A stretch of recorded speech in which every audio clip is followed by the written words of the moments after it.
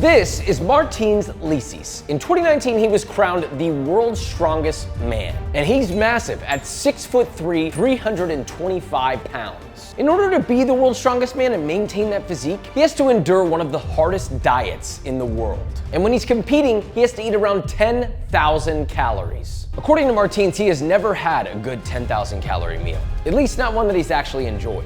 And so today, I'm gonna create the greatest strongman omakase that has ever existed. Can he really conquer all 10,000 calories in a single sitting? The challenge is on, starting with breakfast. A massive 1,000 calorie, California-style breakfast burrito. You heat a large flour tortilla over an open flame, lay down a generous amount of fresh fried French fries, followed by sauteed pepper and onions, soft scrambled eggs, thick cut bacon, shredded cheese, melt the cheese of course, roll tightly, and serve with a jalapeno crema. First dish, we have a Cali-style burrito. The goal today is to see if you can get to 10,000 calories. But is it normal to be eating 10,000 calories a day training for a strongman competition? Maybe 2-3 days at most would I actually get to that amount. Right at the end when I've got a few more workouts left, and then I push it, and I hate it. I cannot wait to just fast. My cheat day is I get to not eat. Hopefully this will be good enough that you want to get to the end. I am ridiculously hungry right now. Okay, you're not kidding around. I don't know much about food, but this feels like a dance of like crunch and softness in my mouth and just that, ooh. I like these terminologies. When you do go to 10K calories in a day, what would be like a typical day of eating? It'll be pancakes, maple syrup, cheesecake. I'll go to like Brazilian barbecue and just load up on protein, lots of rice, and maybe like spaghetti and meatballs. And I enjoy like maybe a third of it. It's not nice. And you're just sweating. Right now, I don't even need to ask myself if I need to eat this or not. It's beckoning me.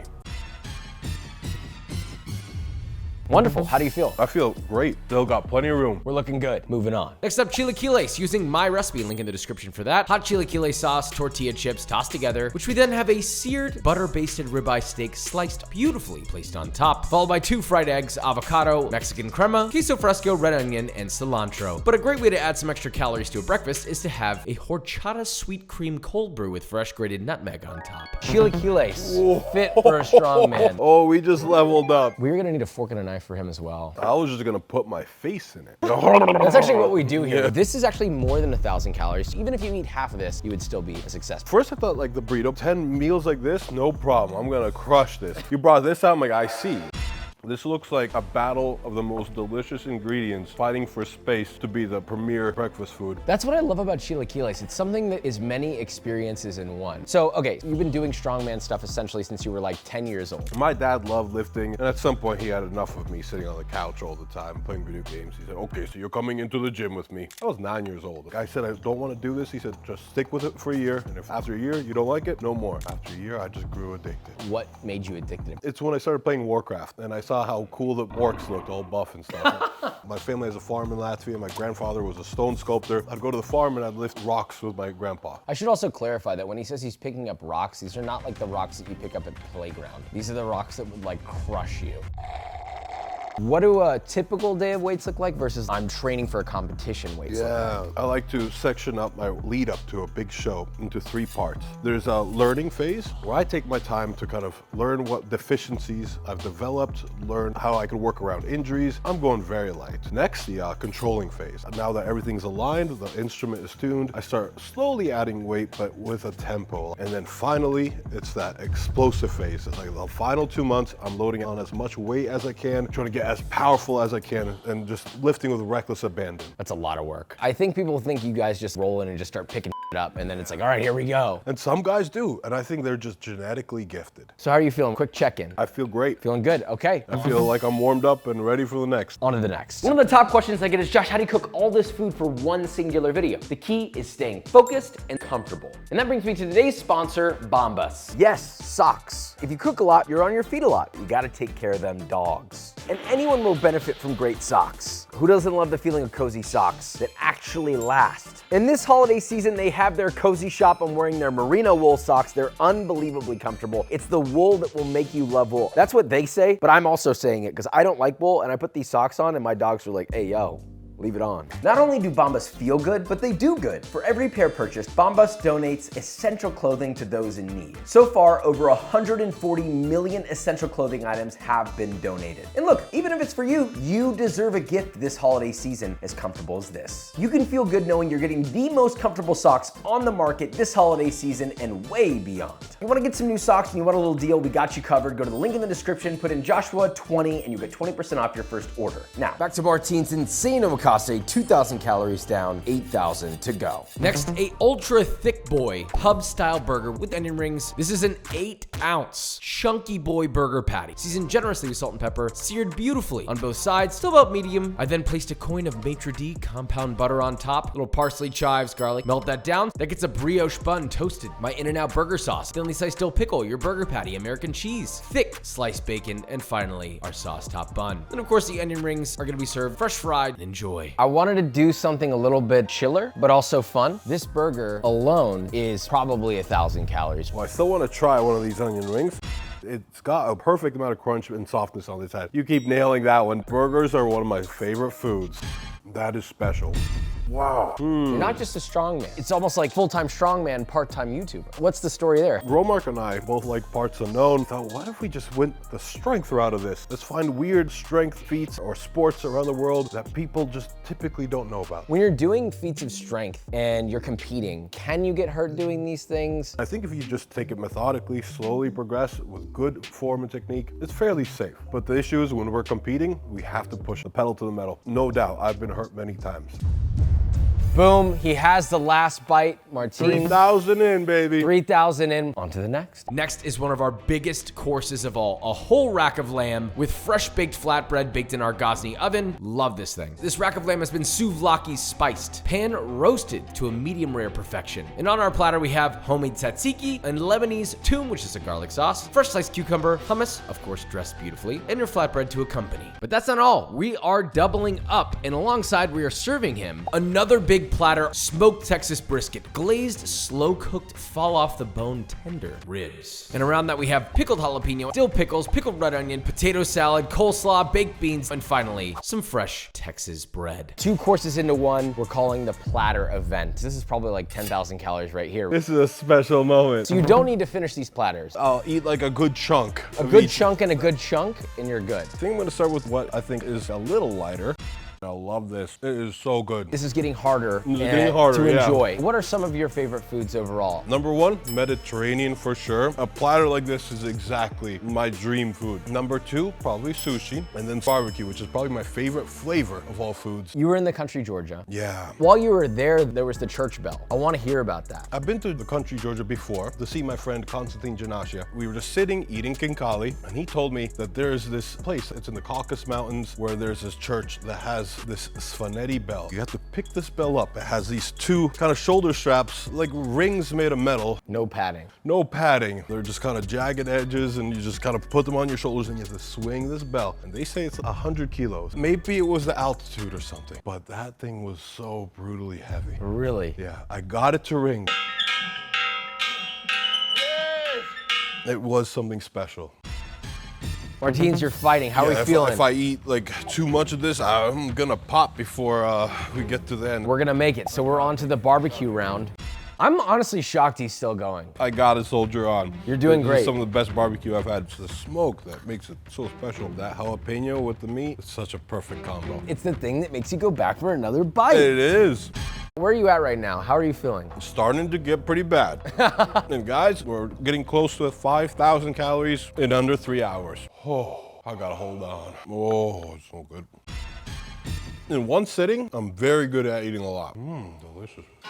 Martins is killing it. He's done it. Let's move on. So we've got a bit of a problem. Martins is hitting a wall only halfway through at 5,000 calories. Still an incredible feat, but I have a feeling one of his favorite foods might bring him back to life. A full-size sushi boat with 12 pieces of assorted nigiri, shrimp tempura rolls, spicy tuna rolls, California rolls, garnished with a spicy edamame sauce, caramelized miso sauce, fresh herbs, Thai basil, cilantro, fried shallots.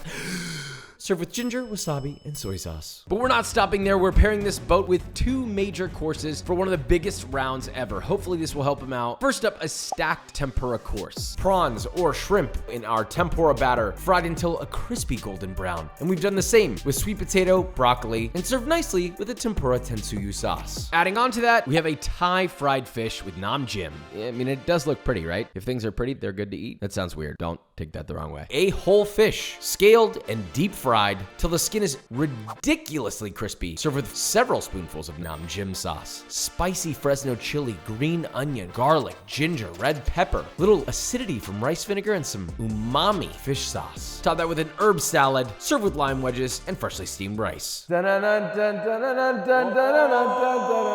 Sushi invasion coming ashore.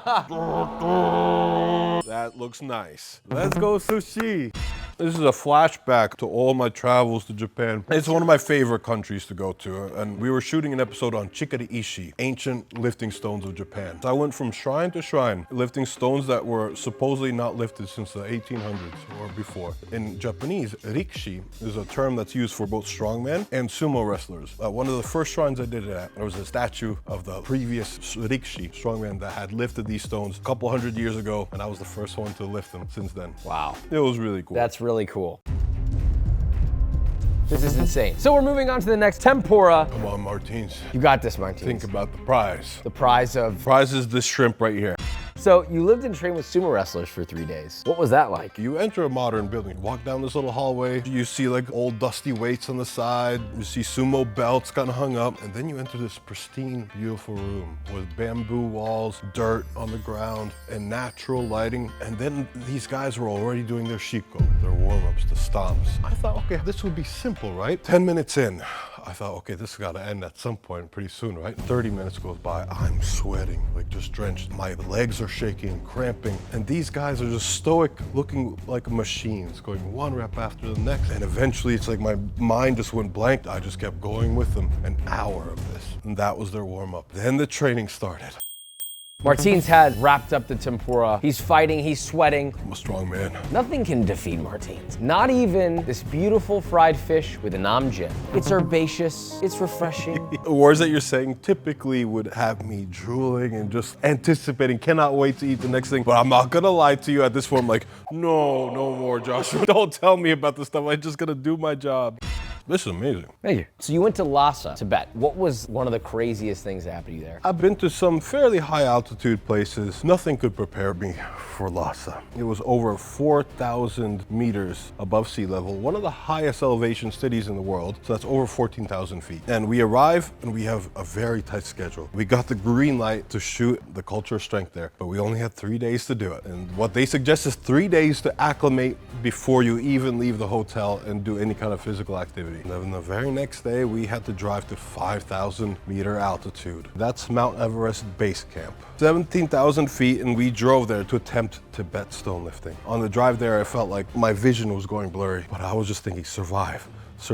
And then we got out eventually to do some stone lifting. The stones could range from anywhere between 100 kilograms or 200-ish pounds up to 175 kilos or 380 something pounds. I'm barely able to stand at this point. My eyes are turning bloodshot red and I'm thinking, okay, do whatever it takes. I just do the stone lift. I ran maybe 20 feet, dropped the stone, and I was just puffing on oxygen the rest of the day, just trying to stay conscious. And later I found out that I was pretty close to having an aneurysm on that one. Oh my God. That was not smart. So Martins is known for putting himself through things, as he is today. I don't think this will give me an aneurysm, so I'll keep going. So how are you feeling, Martins? Oh, there's more food to be had. I just took a little nap with my eyes open and now I'm ready. Incredible work, incredible stories. We're moving on to the very final round. This is the dessert round. We have 2 desserts, which will top us off at a total of 10,000 monstrous calories. Let's get into it. First dessert course, we have browned butter Rice Krispie Treat coffee ice cream sandwiches. Our last and final course, a double-sized slice of Basque cheesecake, topped with a peach kumquat marmalade and a dollop of chantilly cream. This is really gonna put a big theory to the test. Do we always have room for dessert? Martins, you all right? I'm coming. That's not the way I came in. Don't tell me that's a Rice Krispie. These are the final plates Yeah. to get you to 10,000 calories. I cannot say no at this point. He's defeated the Rice Krispies. Onto the final dish. 9,000 calories with only a few bites left to go. Can Martins bring it home and complete the 10,000 calorie gauntlet? Oh, this is cool. This is Basque cheesecake. This is one of the favorite visits in all my journeys. And that takes me back. In the Basque country, they have the strongest stone lifters I've ever seen in the world. I thought I was one of the best stone lifters in the world. They absolutely humbled me. I tap. And that's a tap. It's been a gauntlet. Man doesn't stop. The ribs didn't beat me. The brisket couldn't defeat me. Lamb couldn't defeat me. Took a cheesecake. Never thought that's what defeat would taste like. But it's not defeat. I call this a win. Is this the best 10,000 calorie strongman meal that there could be? I have not had better. And I'm saying that from a genuine place. That was the best assortment of food I've ever had in one day. That's a win on both sides. Martins did such a good job, so for his efforts through this entire challenge, we'll be giving him a brand new Gosney pizza oven, courtesy of Gosney. I have wanted a pizza oven. Congratulations. Thank you so much. Of course, much. Martins. Amazing. Thank you for coming on the channel. Now let's give him some alone time.